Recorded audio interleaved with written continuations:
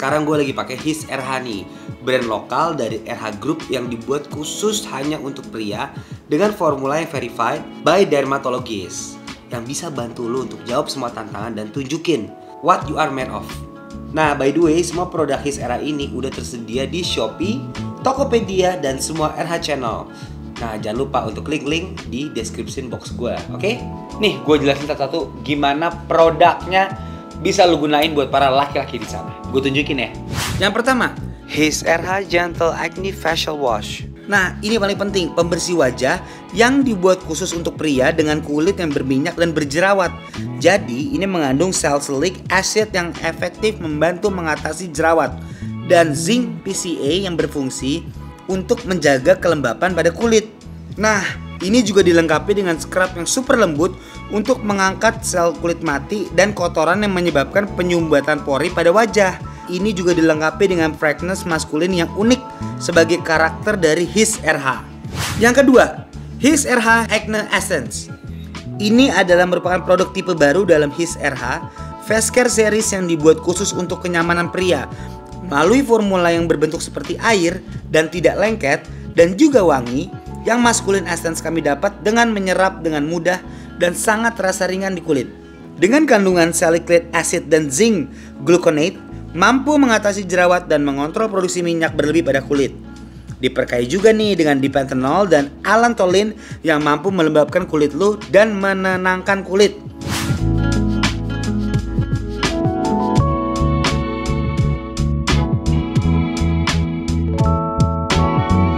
Yes. Kalau gue gitu aja. Yes. Selamat datang di acara saya. Di Leonardo Sumargo. Thank you loh. Thank you, Pak. Udah nyiapin waktu lo buat gue. Iya, iyalah. Habis syuting lagi kemarin. Bapak kan yang sibuk sebenarnya. Enggak, kita di PH yang sama sekolah. Jadi saya tahu jadwal Bapak juga. Siap. Tapi how was the movie going on? Good? Kemarin kita syuting itu 21 hari. Yes. Filmnya itu adaptasi dari film luar. I know. Pemainnya tuh ada sekitar 7 orang pemeran utama. Keren semua lagi. Keren semua, ada Vino, ada Adipati Dolken, Darius, Jessica Mila, Lutfi ada Anjay. Oh, enggak ada. Oke, sorry. Dia belum ada value. Belum di situ kayaknya. Ya edukasi aja enggak dia. Oke, tapi gimana? Syutingnya lancar? Lu puas? Puas sih, puas. Okay. Kemarin juga sama Mas Rako kan, Mas Rako ini emang salah satu director yang udah sangat senior, dia sangat memahami karakter pemain dan mendevelop sebuah film yang menarik sih, so far oke. Serius nih kita mau ngobrolin film, basa-basi banget aja. Awalnya tuh biar kayak keren nih gitu, ntar lama-lama receh. Lama-lama kayak acara TV aja. Iya dong, tapi gimana so far lu puas sama acting lo? Nah, udah berapa lama lu nggak acting setelah lu menerima job dari Mas Rako itu? Enggak sih, gue tahun ini puji Tuhan ada 3 film ya. 3 film dengan peran yang berbeda-beda apa agak mirip? Perannya beda-beda sih. Oke. Perannya beda-beda dan tingkat kesulitannya juga beda-beda. Oke. Cuma gue masih ngerasa nggak puas aja sih. Kenapa sih? Lu tuh orangnya nggak puasan ya? Iya. Nah, kenapa? Gue suka orang yang puas. Sama cewek juga gitu. Oh iya. Lu kan udah married. Oke, balik lagi. Congratulations dulu. Oh iya. For you married udah nggak boleh bandel-bandel dong. Ngomongin doang boleh dong. Boleh. Ngelakuinnya nggak usah. Iya, malu sama cincin. Yo, enggak ada itu. Iya. Malu sama cincin tuh bohong. Bohong ya? Apaan cincin disimpan? Orang tadi cincin lu di atas. Iya. Gue main basket soalnya. Oke. Agak susah. Tapi kalau lu keluar rumah makan gitu, lu pakai cincin kan? Pakai. Gue bangga sih dengan gue pakai cincin tuh, gue bangga. Gak tau kenapa gue ngerasa bahwa this is a commitment gitu loh. Yes. Karena gue nggak fokus dengan apalagi namanya statusnya ya. Gue lebih fokus ke komitmennya, karena buat gue having a wife is having a commitment. Dan buat gue ngedeliver diri gue melalui istri gue. Karena buat gue pribadi, istri yang bahagia itu adalah laki-laki yang bertanggung jawab. Jadi kalau istrinya nggak bahagia, berarti there's a problem dengan laki-lakinya. Gitu. Istri yang berbahagia adalah laki-laki yang bertanggung jawab. Oke, berarti di titik ini lu sudah merasa bertanggung jawab. Belum. Berarti istri lu nggak bahagia dong. Nggak tahu lah, si Cici mah happy aja. Si Cici happy. Iya. Tapi gue fokusnya ke sana sih. Oke. Ada apa tiba-tiba lu married mendadak tanpa ada berita, tiba-tiba aja gitu. Sampai gue masih WhatsApp sama lu, ntar ya tiba-tiba Lu merit kampret lu ya. Gua udah apa? Tujuan lu mau apa? Udah tua kan.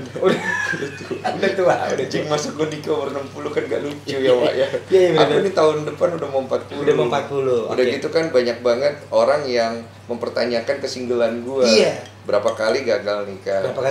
Banyak gosip bahwa yang buruk-buruk dari peliharaan, homo, mokondo. Wah macam-macam. Itu lu laluin. Cuma kalau yang homo itu emang lu homo kan? Sebenarnya aku mau ke sana homonya. Cuma begini, gue pernah tuh kulihat cowok telanjang ya, enggak ngaceng aku ya. Iya, aku itu bingung patokannya ya. Emang agak susah ya. Iya, itu sebenarnya homo itu tergantung pilihan hidup masing-masing. Enggak, tapi setelah lu melalui semua itu, mau kondo, gay, everything lah ya. Itu berarti di umur lu masih sangat muda dong. Iya. 6 tahun yang lalu, which is umur lu 31 32. Iya. Oke. Apa sih yang terjadi di umur lo itu? Lo kayak hancur-hancuran deh. Gue tuh dari kecil sebenarnya hidup gue udah hancur-hancuran. Kenapa sih? Karena emang perjalanannya gitu Pak. Gue kan ada lah orang udah pengen tahu lah kalau gue udah cerita di YouTube.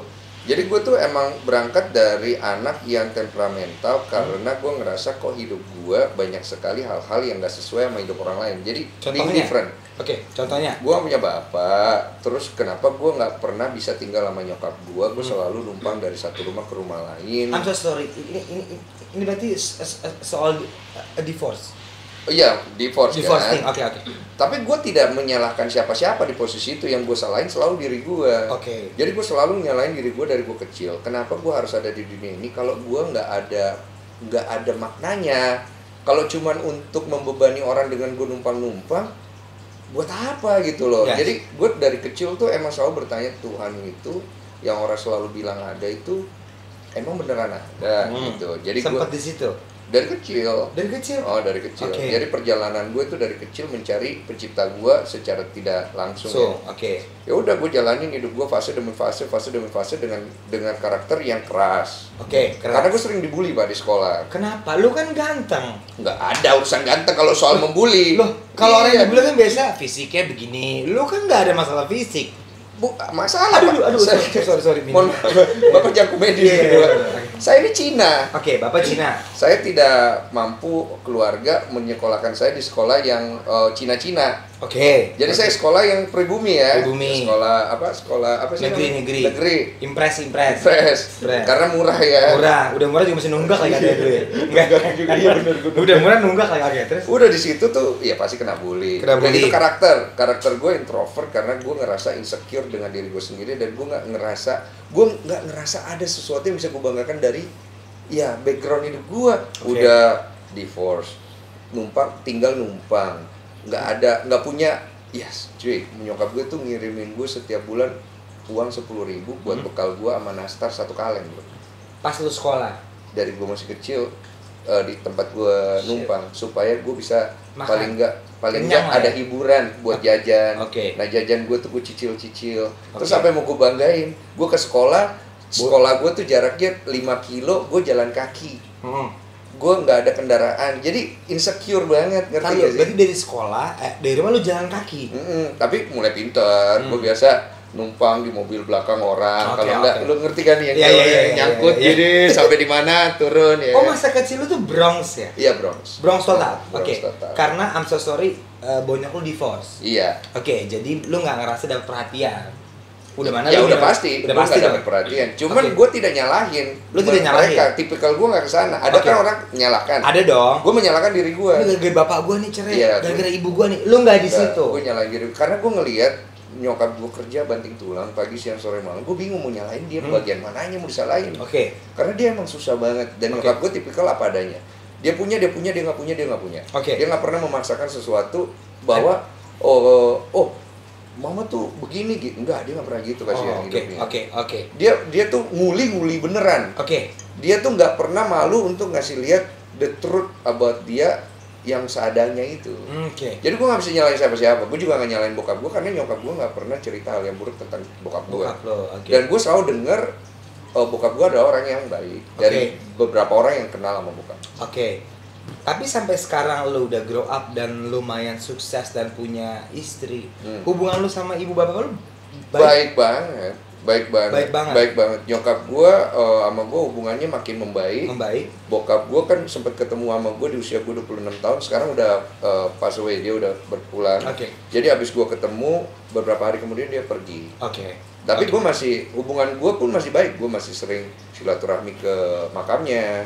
Bahkan ketika gue mau menikah kemarin, gue bawa istri gue ke makamnya. Jadi hubungan itu masih baik. Masih lu jaga banget. Masih gue jaga. Tapi pertanyaan gue, kenapa di umur 39 tahun yang hampir 40, Anda baru memutuskan merit? Saya kan gagal berapa kali, Pak.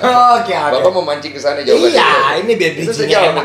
Bridging-nya biar enak. Biasanya kalau cowok ya, 27 pas tuh. Paling tak 30 lah. Intinya aku fuckboy dulu. Itu karma ya udah kena karma udah. Anda mau 40 dan baru merit. Apa yang terjadi sih? Satu. Terlalu banyak pilihan.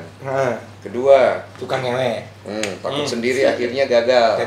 Takut gagal lah, karena lu ngerasa bersalah kan. Terus yang berikutnya lagi, ketidaksiapan secara mental. Udah 3 hal ini yang pasti mendominasi diri gue selama bertahun-tahun. Harusnya kan umur cowok di Indonesia ya 30 tahun tuh paling maksimal lah. Lu hampir ke 40. Hampir ke 40 men. Itu yang lu bilang, lu terlalu kesana kesini gitu ya. Waktu di usia muda ya. Tapi gue udah mulai settle itu di usia 32, 33. Itu udah lurus banget ya. Lu realize? Udah nggak fuckboy, udah nggak ini. Oh ini salah nih, yang bener tuh begini hidup gitu. Iya. Kurang lebih. Udah lurus lah. Udah belok, udah nggak di jalur kiri lah, udah ke kanan. Udah ke kanan. Kenapa? Lu udah terlalu ke kiri banget ya? Kalau gua ngerti Google sih kiri ya. Iya, kiri gua. Ada yang ngaku-ngaku hamil. Ada yang ngaku dia hamil. Ada yang begini, ada yang tante-tante. Sebenarnya apa sih yang terjadi dengan gue tuh roller coaster banget kan. Jadi hidup gue tuh emang kayaknya kesusunnya begitu. Puzzle-nya kayak gitu. Mau gue tolak nggak bisa, gue terima gue nggak mau. Tapi tolaknya tolak angin bukan? Bukan. Nggak ada sponsor. Biar masuk. Belum ada. Biar pas nonton. Kalau udah ada gue minum nih. Iya, Ya udah pokoknya akhirnya gue ngerasa kayak kok perjalanan gue ya gitu, ditolak, diterima nggak mau, ditolak juga nggak bisa. Akhirnya sampai ya memang gue pernah cerita sih, gue 32 ngalamin perjalanan spiritual. 32 gue ngalamin fase kondisi mode spiritual. Gue pernah ke Gunung Kerinci, ada persoalan, terus gue kayak semacam mati suri semacam. Terus gue nggak tahu itu halusinasi atau tidak, tapi there is a spirit yang help me, yang tolong gue. Di umur 32.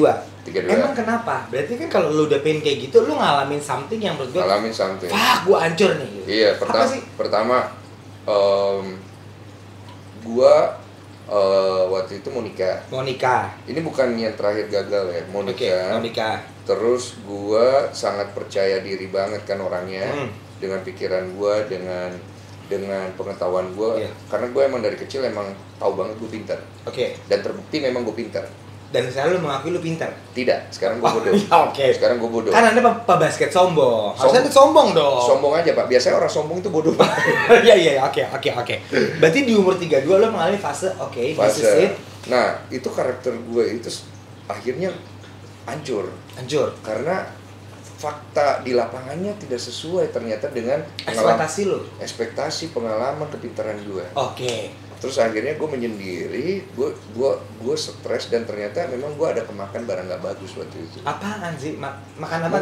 Bukan Pak, mungkin black magic ya, black magic. Gue kira makan yang bukan tisu magic ya, black magic. Bukan. Kalau tisu magic mati rasa ya. Kalau black magic itu gila. Jadi gue sempet gila, hampir gila. Iya. Because of? Iya, because of perjalanan itu. Perjalanan spiritual lu yang nggak jelas. Kanan kiri. Di umur 32 lu melakukan spiritual things. Gue tidak sengaja. Gue waktu itu gue pikir kayak ada yang salah sama diri gue dan memang gue stressful banget. Gue dengar banyak suara, insting gue yang akhirnya nolong gue tuh. Dia nyari jalan. Tiba-tiba kayak gue pergi mencari Tuhan tuh. Nah gue cari, gue ke masjid, gue sholat. Lu sholat? Karena gue dulu kecilnya memang ngaji Pak. Gue masuk pesantren kan. Karena masih pencarian agama kan. Terus gue ke masjid, gue sholat, kok gue gak nemu Tuhan ya. gue ke gereja, gue sholat, gue sembahyang, sholat lagi di situ ya. Lucu juga ya. Lucu ya, kan saya ketawa orang. Di Israel gitu Pak. Iya. Sembahyang sholat tuh sama aja. Tempatnya gereja tapi orang sholat. Yang penting kan niatnya. Niatnya. Betul. Oke.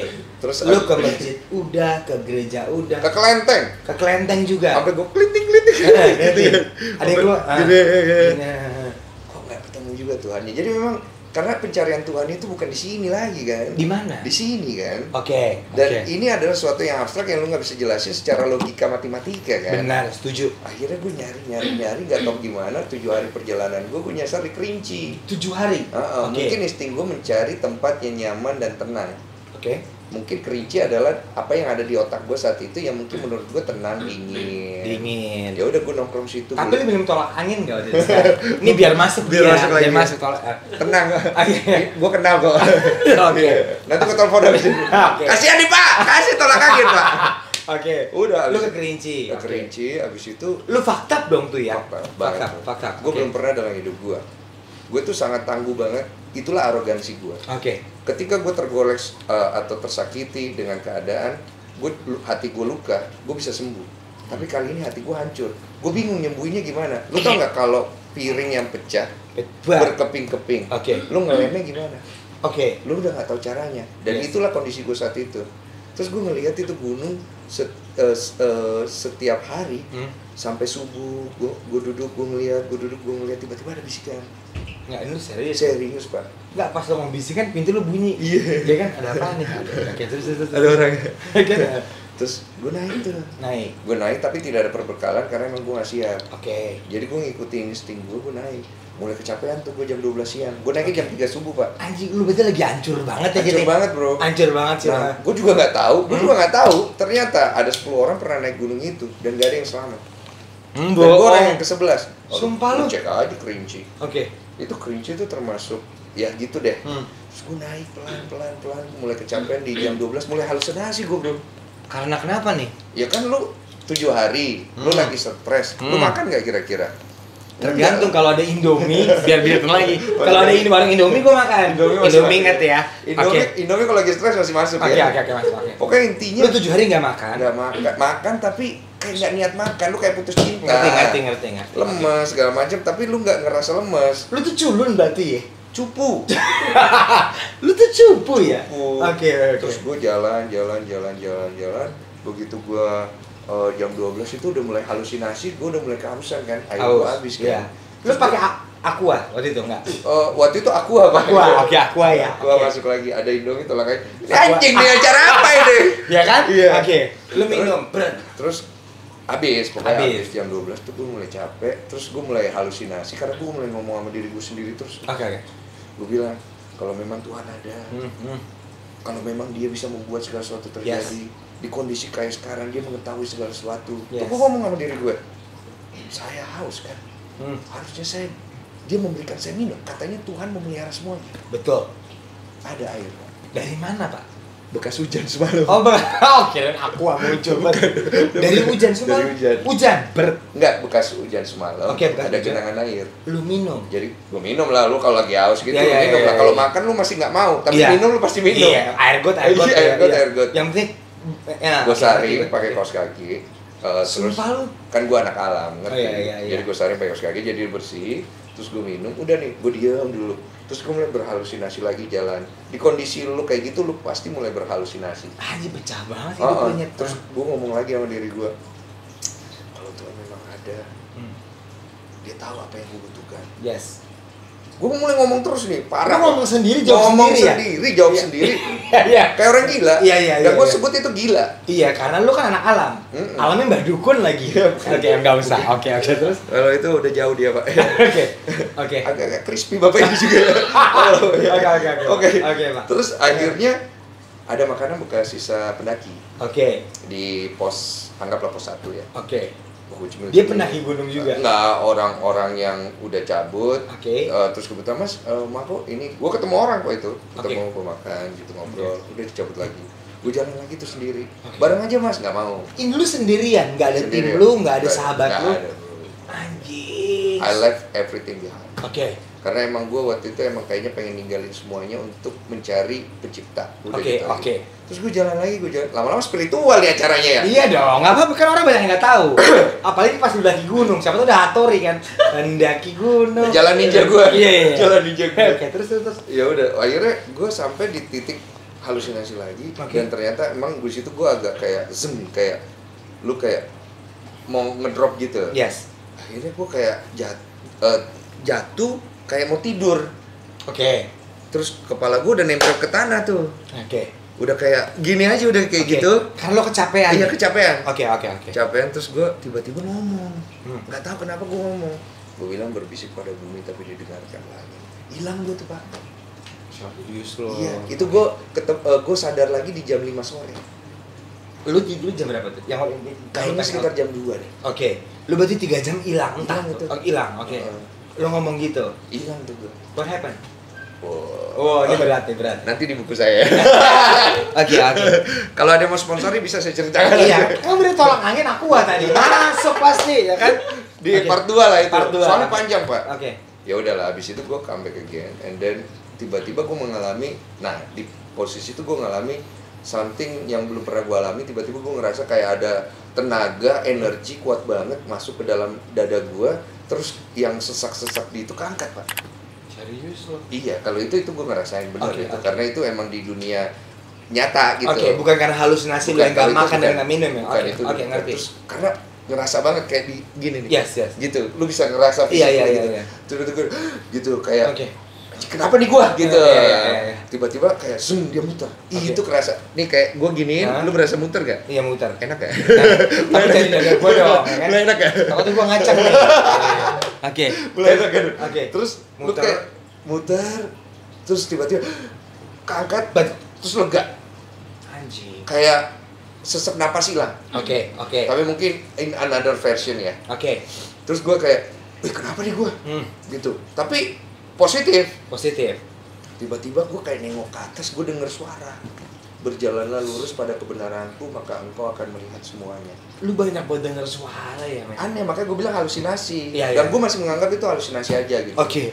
Jadi jangan terlalu dipercaya omongan gue ya, anggaplah halusinasi. Hmm. Tiba-tiba gue kayak air mata gue jatuh.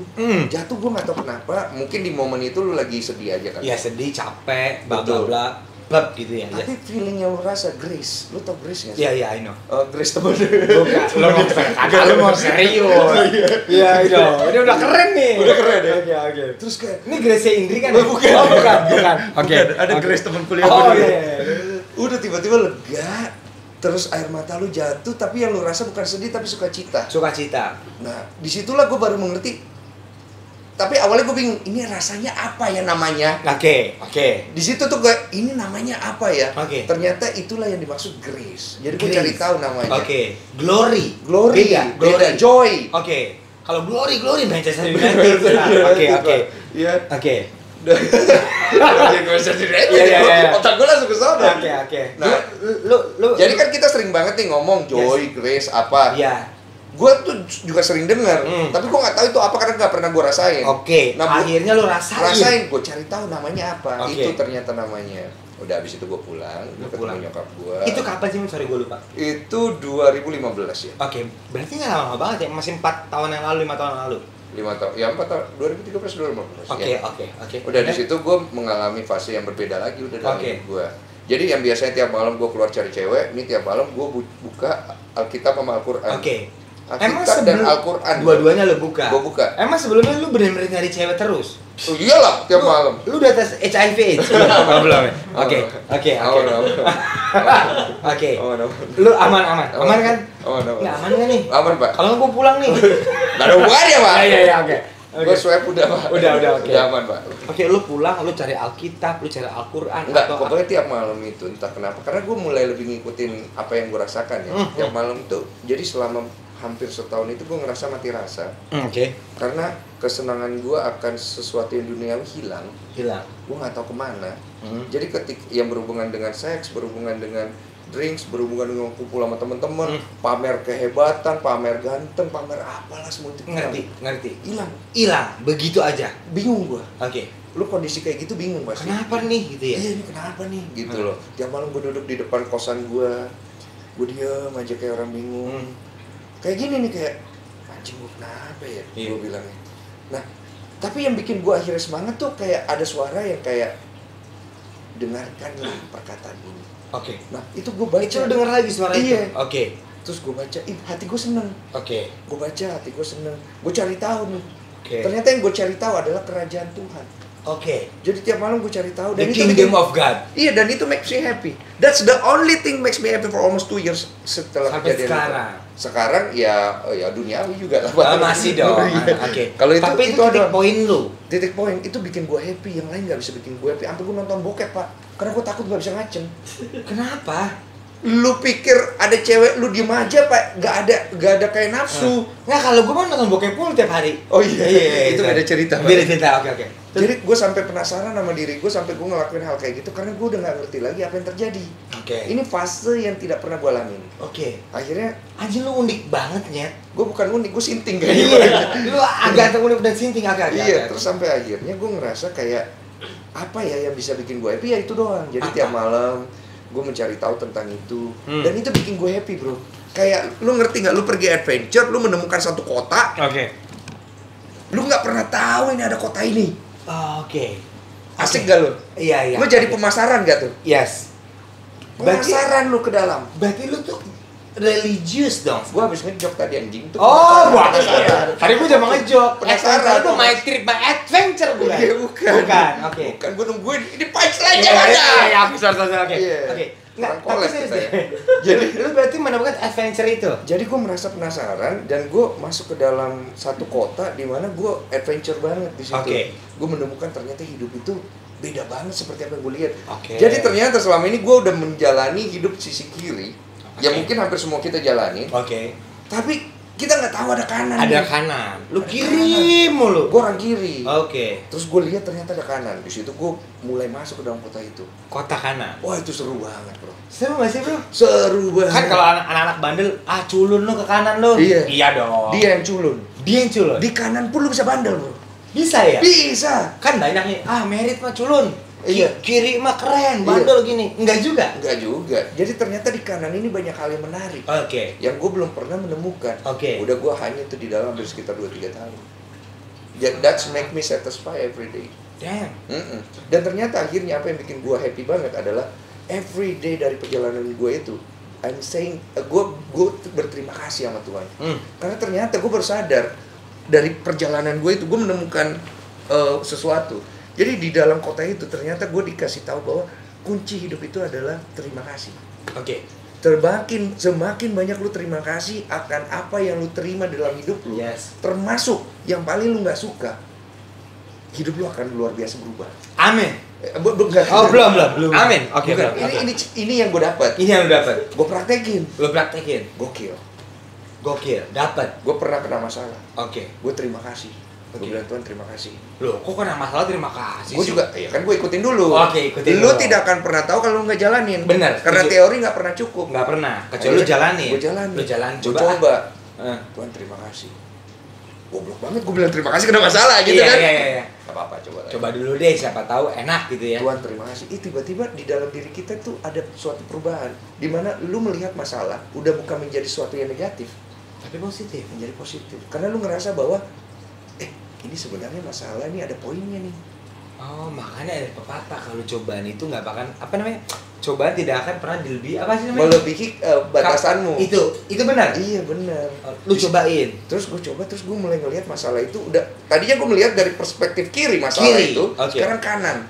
Jadi ternyata Anda itu orang apa burung sih? Kadang kiri, kadang dia lebih sayang. Sebenarnya saya ini orangnya labil, Pak. Labil ya. Sama agak-agak pengkhianat ya. Kadang-kadang kiri, kadang-kadang kanan. Iya, Bapak ini kiri kanan loh. Iya, memang. Begitu ada ke kanan, Anda merasakan itu. Saya gue melihat ternyata memang di dalam masalah itu ada berkatnya. Kalau di kiri kita nggak bisa lihat, karena kita akan ngelihat masalah itu adalah masalah. Dan itu adalah suatu hal yang menghimpit hidup lu dan lu nggak pengen menjalani masalah. Setuju. Dan lu gila. Karena gimana caranya lu bisa menjadi orang yang berpengalaman, tahu, berkompetensi. Kalau lu nggak mengalami situasi yang namanya masalah, gagal, nggak sesuai ekspektasi, nggak sesuai dengan apa yang lu mau. Gimana caranya lu bisa jadi besar kalau lu nggak ngalamin ini? Ternyata emang iya. Emang gitu. Hidup akhirnya. Nah, tujuan lu akhirnya lu married dan lu yakin sama perempuan bini lu ini, oke, this is it, this is my girl, this is my wife. Apaan? Nggak ada. You just do it. When you married, lu jalanin, lu cocok, lu nyaman, nggak ada paksaan, nggak ada yang berlebihan, nggak ada yang berkekurangan, you married. Oke. Karena yang namanya yakin tuh nggak ada 100% yakin, bro. Oke. Benar nggak? Ya benar. Nggak ada. Karena ada orang yang cuma meyakinkan iya. Iya. Kayak ditanya, Iya. lu yakin nikah sama dia? Yakin. Yakin. Karena dia memotivasi dirinya. Oke. Tapi sebenarnya kalau ditanya hati nuraninya dia, ya nggak yakin. Yakin. 50-50. Kalau sekarang yang lu sama bini lu yakin? Ya gue jalanin dengan yakin. Lu Tapi jalanin kalau dengan ditanya, lu yakin gak Dan suatu hari nanti lu tidak akan bercerai? Mohon maaf, gue gak bisa jawab. Lu nggak bisa jawab. Karena hidup itu siapa yang ngatur? Tuhan, bukan kita. Oke. Lu bisa berusaha sejauh mungkin dengan pikiran lu bahwa gue tidak akan bercerai dan gue akan berusaha untuk tidak bercerai. Bullshit kan? Siapa yang tahu? Kan? Siapa yang tahu? Hanya Bisa Tuhan. bercerainya karena meninggal. Benar. Bisa bercerainya karena lu Selingkuh. selingkuh. Benar. Bisa bercerainya karena macem-macem. Sakit. Oke. Makanya kan sebenarnya hidup itu bukan dijalanin ke depan, Tapi sekarang. bukan ke belakang kan? Bukan ke belakang Ntar juga. Bapak ke gunung lagi kalau ke belakang. Jangan, Pak. Iya, jangan Pak, capek saya. Semenjak hari itu gue punya catatan. Apa Pak? Nih, Bukan si boy ya? bukan, Pak. Ntar jadi film Pak. Nanti jadi film. Oke. Masa lalu biarlah jadi catatan, Oke. tapi jangan sampai jadi masa depan. Oke. Aja. Ntar Bapak ulang lagi. Biar saya ngerti. Kebanyakan minum. Iya, tos dulu. Coba Bapak ulang lagi biar saya ngerti. Ini beda, kalau kopi berhikmat nih, kalau ini agak gaur dia. Masa lalu Masa lalu biarlah jadi catatan. biarlah jadi catatan. Nggak pakai si boy kan? Enggak. Oke. Koma, tapi jangan jadi masa depan. Anjing. Denny Sumargo. Ini, ya siapa aja boleh Pak. Siapa aja. Yang penting jangan Denny Cagur. Jangan, Pak. Takut ketuker. Ya. Takut, Pak. Oke. Soalnya saya nggak selucu dia. Gak usah dong. Oke. Itu pelajaran hidup lo. Ya itu beberapa yang gue dapat ya, yang gue bisa share ya. Dan akhirnya gue jalanin dengan seperti itu. Oke. Termasuk untuk pernikahan gue. Kalau ditanya, Dan kasih gue motivasi dong, kunci supaya kita yakin untuk nikah. Bro, lu jalanin aja. Kalau memang akhirnya lu jalanin, tidak ada ganjalan di hati. Oke. Keluarga oke. Ini oke. Yes. Gue married. Oke. Tapi kalau lu ada ganjalan di hati, beresin dulu hati lu. Karena nikah itu masalah hati, brother. Setuju gue. Masalah hati. Kalau nggak klik tuh Nggak klik nggak bisa. Klik dulu baru Klik. berangkat. Nah dulu gue nyari kliknya, Nah. nggak ketemu karena Tapi lu sempet nonton klik film nggak Falcon? pernah Pak. Ini Itu biar masuk. bagus Kan? Bagus itu. Klik film Falcon ya. Dari situ gue belajar sebenarnya. Banyak film romantis dari Iya. Berarti klik dulu baru jalan ya. Nah masalahnya orang tuh nggak akan pernah lu kita nih ngomong klik ya. Klik. Banyak yang nonton pasti kayak klik itu kayak gimana sih? Itu pertanyaan. Yes. Pasti dicari. Waktu gua married juga gitu. Gua cari kliknya nggak dapet. Ternyata gitu aja. Datang dengan sendirinya. Lu tau nggak kuncinya kan ada di mana? Apa? Jangan nyari apa-apa. Jalanin aja hidup lu, Pasrah. jalanin karir lu, pasrahin aja semua apa sama semesta ini, nanti akan lebih cepat ketemunya. Itu yang lo rasain. Ya akhirnya, tapi dari proses pembelajaran gue kan teks waktu yang panjang. Ini gue bisa share supaya Bukan panjang Pak, panjang banget. Panjang Bapak banget, sampai iya. ke gunung Sampai Bapak. ke gunung. Gua tuh nggak ketemu Hattori Bapak. ini belum semua cerita, gue cerita. Oh masih banyak. Saya mengalami hampir lebih dari 10 kali hampir mati. Mati suri. Bukan mati suri, kecelakaan, dibawa arus, masuk ke jurang. Yang saya tuh posisi udah kayak mati nih gue Mas. Oke. Ternyata Tapi itu kan- ada di buku Bapak. Iya sih, Gitu, nanti biar- aja itu diceritain. Biar jualannya dapet Iya, gitu kan. Iya. Bapak jualan terus ya. Iya dong. Kurang kamera kayak bos. Iya benar. Tapi oke Pak, married life oke. Karir Bapak sudah merasa menanjak. Lumayan, ya. Setelah tadi Bapak pas off air ngomong, "Nak, gua 6 tahun ancur-ancuran. Kadang naik, kadang jebur." Karena sekarang Denny Sumargo itu apa? Oke, stabil, happy, mendapatkan istri yang cukup oke. Sekarang Denny Sumargo, I don't know, ya bilang gue sebut somebody yang coba berusaha jalanin hidup dengan apa adanya aja. Yes. Setelah you dapat judging yang begitu berat, Iya. menghamili orang, I'm so sorry, Iya. nggak bertanggung jawab, homo, Iya. tante-tante, and then lu berarti grateful dong sekarang. Ya, gue bersyukur karena Tuhan baik sama hidup gue. Yes. Karena, oh iya bro, sebelum ini terjadi, Yes. sekarang gue udah bisa cerita. Hmm. Waktu itu gue gak bisa cerita. He came and he said, What? aku akan memulihkan semuanya. Oke.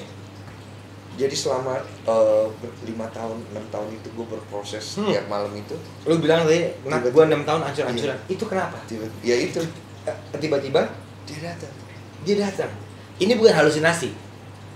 Gue ngerasa itu halusinasi. Oke. Tapi terjadi. Tapi terjadi. Oke. Gue juga bingung menjelasinnya apa. Yes, ngerti. Karena dia gue. berkata, waktumu telah tiba. Oke. Penempaan dan pikulnya sudah selesai. Yes. Kau telah melakukan apa yang harus kulakukan selama 6 tahun, bro. Gue cari setiap orang, perempuan, laki-laki, perempuan sih lebih banyak. Perempuan dong. Gue minta maaf ke setiap mereka, brother. Serius dong. Setiap mereka yang gue inget, yang gue diingatkan. Lu masalah ingat nggak? Lu kan banyak banget dulu. Betul. Yang gue inget dan gue diingatkan karena setiap kali, setiap malam tuh gue diingatkan akan 1-2 dosa gue. Oke. Tiap malam gue cari orangnya. Lu cari malam ya langsung gue telepon kalau gue bisa dapat. Oke. Kalau nggak di Tinder dapat lah ya. Enggak juga. Oke. Gue minta maaf sama setiap dari mereka. Serius tuh? Iya, dengan air mata. Dan setelah itu ketika kejadian yang gue bilang tadi, dia datang di itu gue sampai sujud, brother. Sampai sujud, sampai tiarap karena gue ngerasa gue nggak pantas. Aku akan memulihkan semua. Terus gue bilang, Tuhan, saya tidak pantas. Saya tidak merasa pantas karena saya orang yang berdosa. Gue bilang, saya dengan hidup yang sekarang dengan tidak ada yang segini aja, itu sudah berkat buat saya. Terus dia bilang, belum, masih banyak yang akan datang. Tambah terpuruk gue ke bawah. Jadi gue ditekan sama itunya dia. Iya, ngerti gue. Jadi ternyata di situ gue belajar, Tuhan tidak akan pernah membinasakanmu dengan kutukan, tapi dia akan membinasakanmu dengan berkat.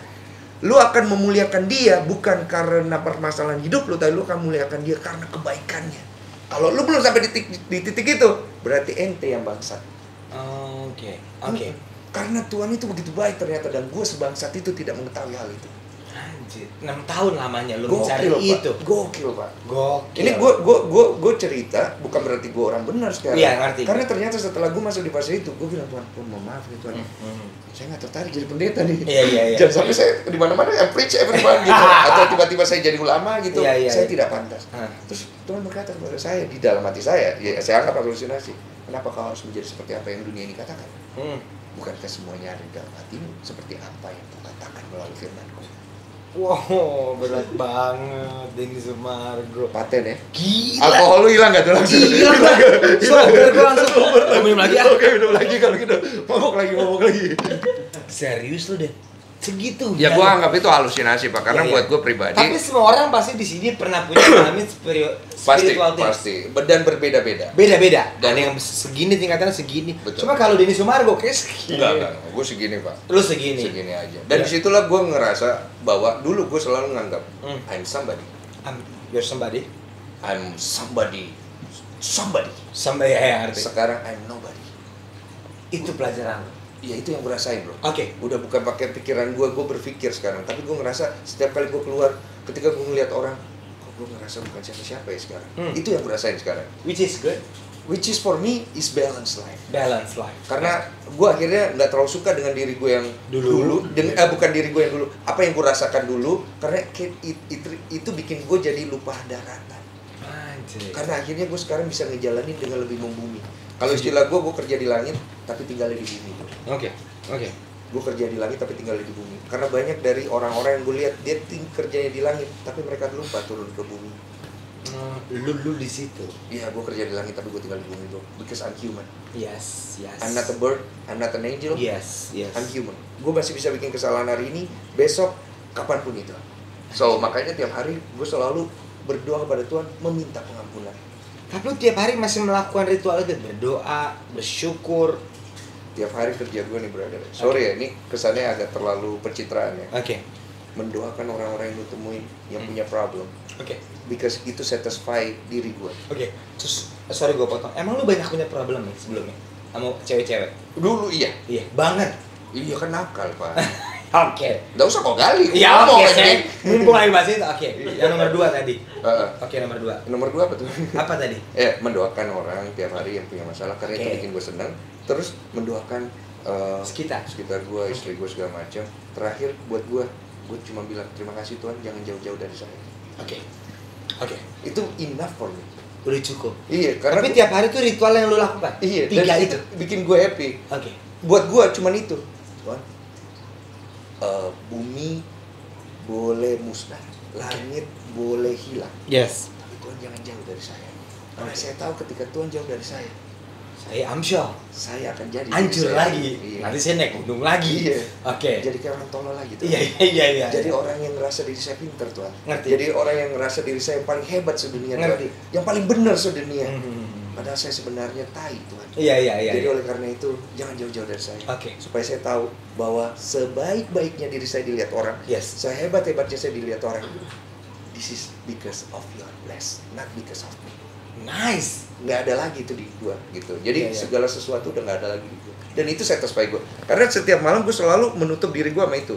Jadi pujian yang gua dapet, rezeki yang gua dapet, masalah yang gua dapet, Yes. gua bawa kembali ke pemiliknya.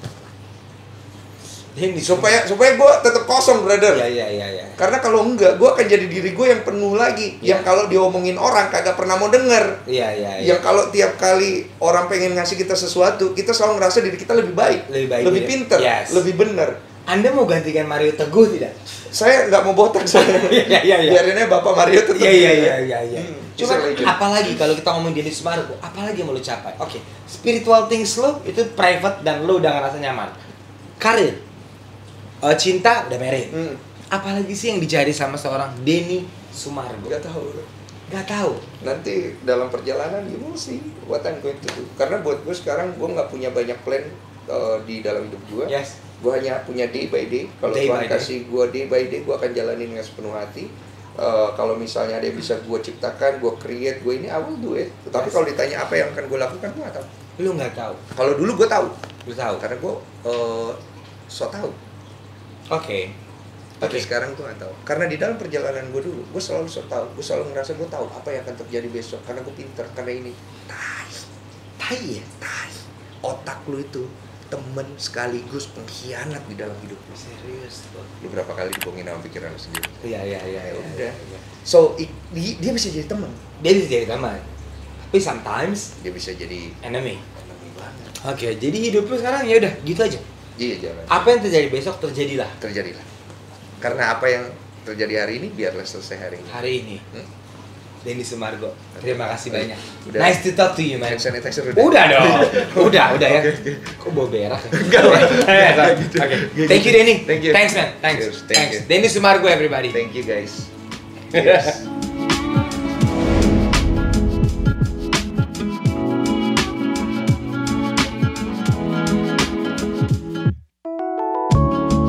Nah yang ketiga bro, ada His RH Hair Grow Shampoo.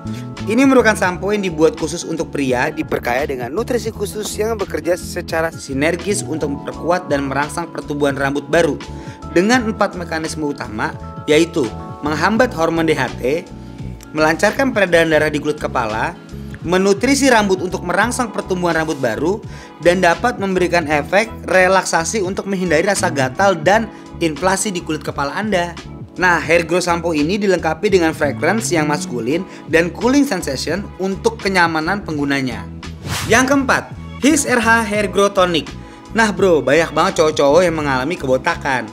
Ini adalah tonik pertama khusus untuk pria dengan kandungan trikogen, kafein, dan taurin yang merupakan kombinasi efektif untuk membantu mengurangi kebotakan pada pria bro, yang bekerja dengan memperkuat akar rambut dan efektif untuk meningkatkan sirkulasi darah pada kulit kepala untuk menstimulasi pertumbuhan rambut yang baru.